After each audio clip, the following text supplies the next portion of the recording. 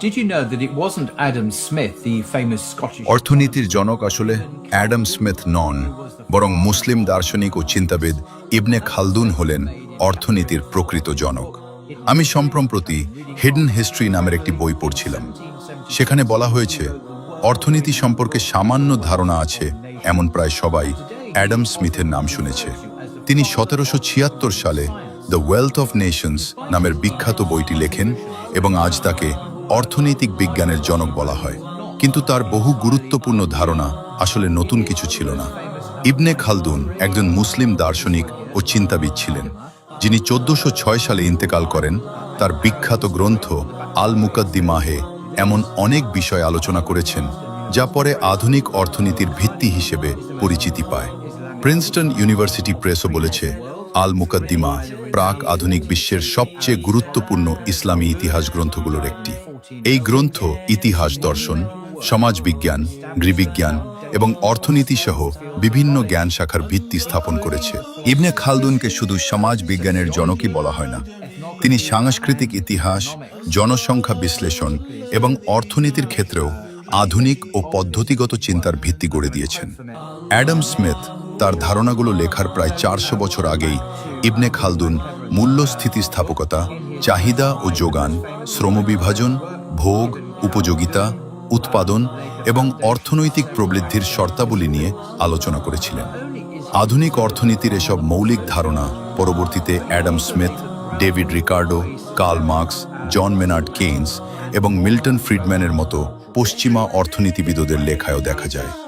ধারণা করা হয় 19 শতকের শেষ দিকে ফরাসি প্রাচ্যবিদ দিস লেন ইবনে খালদুনের জীবনী প্রকাশ করার পর তিনি পশ্চিমা বিশ্বে বেশি পরিচিত হন।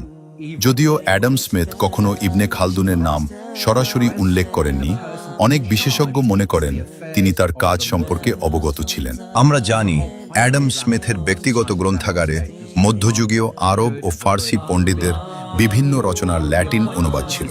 মানুষের ভাষা ও যুক্তিবোধ থেকে বিনিময় বা বাণিজ্যের স্বাভাবিক বিকাশ ঘটে। অ্যাডাম স্মিথের এই ধারণাটিও ইবনে খালদুন এবং ত্রয়োদশ শতাব্দীর মুসলিম পণ্ডিত নাসিরুদ্দিন তুসির লেখায় আগে থেকেই পাওয়া যায়। ইবনে খালদুন নিজেও তুসিকে পারস্যের শ্রেষ্ঠ পণ্ডিত বলে উল্লেখ করেছিলেন। যদিও পশ্চিমে ইবনে খালদুন দীর্ঘদিন যথাযথ স্বীকৃতি পাননি, বিংশ শতাব্দীতে পরিস্থিতি ধীরে ধীরে বদলাতে শুরু করে। এর সবচেয়ে উল্লেখযোগ্য উদাহরণ হল যুক্তরাষ্ট্রের সাবেক প্রেসিডেন্ট রোনাল্ড রেগান 1981 সালে প্রকাশ্যে ইবনে খালদুনকে তার করনীতির সবচেয়ে বড় প্রভাব হিসেবে উল্লেখ করেছিলেন। রেগান বিশ্বাস করতেন করের হার কমালে অর্থনৈতিক কর্মকাণ্ড বাড়ে এবং শেষ পর্যন্ত সরকারের রাজস্ব বৃদ্ধি পায়। বর্তমানে এই ধারণাটি ল্যাফার কার্ভ নামে পরিচিত, কিন্তু শত শত বছর আগে ইবনে খালদুন তার লেখায় একই ধরনের অর্থনৈতিক নীতি ব্যাখ্যা করেছিলেন। আমার কাছে ইবনে খালদুনের বিখ্যাত গ্রন্থ আল মুকাদ্দিমাহের একটি কপি রয়েছে। যদিও আমি পুরো বইটি এখনো পড়িনি, তবে এর একটি অংশ আপনাদের সঙ্গে ভাগ করতে চাই। এতে বাজার তদারকি বা মার্কেট সুপারভিশন বিষয়ে আলোচনা করা হয়েছে। ইবনে খালদুন লিখেছেন, বাজার তদারকির পথটি একটি ধর্মীয় দায়িত্ব। এটি সৎ কাজের আদেশ এবং অসৎ কাজ থেকে বিরত রাখার ইসলামী নীতির অংশ। মুসলিম শাসক এ দায়িত্ব এমন ব্যক্তিকে দেন যাকে তিনি এ কাজের জন্য যোগ্য মনে করেন। প্রয়োজনে তিনি সহকারীও নিয়োগ করতে পারেন। এই কর্মকর্তার দায়িত্ব হল অনিয়ম তদন্ত করা, প্রয়োজনীয় শাস্তি দেওয়া এবং জনস্বার্থ রক্ষা করা। তিনি রাস্তা অবরোধ করতে নিষেধ করেন, শ্রমিক ও নৌকার মাঝিদের অতিরিক্ত ভার বহন থেকে বিরত রাখেন, ভেঙে পড়ার ঝুঁকিতে থাকা ভবন অপসারণের নির্দেশ দেন এবং শিক্ষকদের ছাত্রদের অতিরিক্ত মারধর করতে বাধা দেন। তিনি শুধু অভিযোগের ভিত্তিতে কাজ করেন না, বরং জনস্বার্থের সঙ্গে সম্পর্কিত যে কোনো বিষয় সম্পর্কে জানতে পারলে ব্যবস্থা গ্রহণ করেন। খাদ্যপণ্যে প্রতারণা, ওজন ও পরিমাপে কারচুপি, বাণিজ্যিক জালিয়াতি এবং সাধারণ আর্থিক অনিয়ম প্রতিরোধ করাও তার দায়িত্বের অংশ। তিনি সাধারণ বিচারকের মতো সব ধরনের মামলা পরিচালনা করেন না, তবে এমন অনেক দৈনন্দিন সমস্যা সমাধান করেন যেগুলো আদালতে নেওয়ার প্রয়োজন হয় না। অর্থাৎ তিনি একদিকে প্রশাসক, অন্যদিকে তদারককারী এবং অনেক ক্ষেত্রে বিচারিক ক্ষমতাসম্পন্ন কর্মকর্তার ভূমিকাও পালন করেন। আমার কাছে বিষয়টি অত্যন্ত আকর্ষণীয় মনে হয়েছে। এটি একটি সুসংগঠিত, নৈতিক ও জনকল্যাণ ভিত্তিক সমাজ ব্যবস্থার চিত্র তুলে ধরে।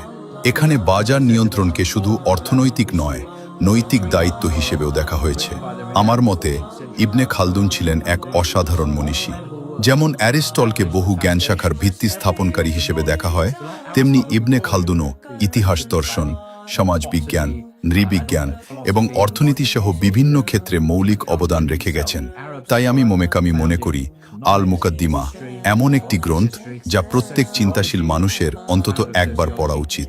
এটি শুধু একটি ইতিহাসের বই নয়, বরং মানব সমাজ, রাষ্ট্র, অর্থনীতি এবং সভ্যতার বিকাশ সম্পর্কে গভীর অন্তর্দৃষ্টি প্রদানকারী এক অনন্য To Kirti. this marvelous book as well in the description below by Jerome van Cleveren.